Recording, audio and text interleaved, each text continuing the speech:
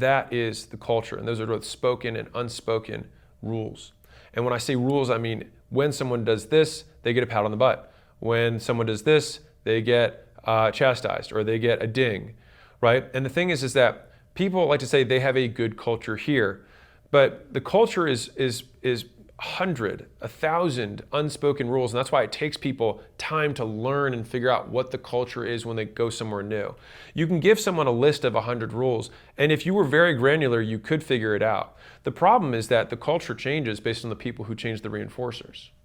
And so that means that the culture in a team could be different than the culture in the company because the person who's closest to them manages it differently. And so that changes the behavior. And so that's why a sales team can have a different culture than a marketing team, a different culture than a finance team, a different culture than an HR team.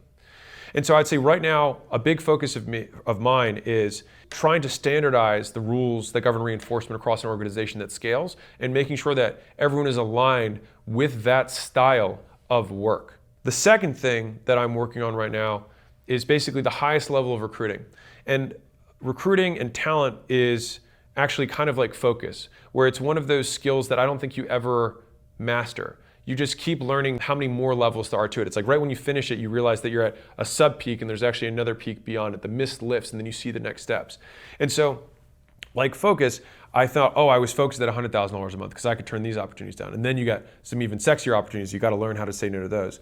So the same thing happens with talent, is that you're willing to tolerate a certain amount of mediocrity at one level that is no longer tolerable at a level above that. And the types of people that you bring in, you have a higher standard, a higher bar for those people, and attracting them in the process associated with getting them to buy into your culture, your vision, and getting them to take their skills and apply them to your opportunity is a skill set that I am working on now, because fundamentally I have a belief, which is the best talent is always yet to come.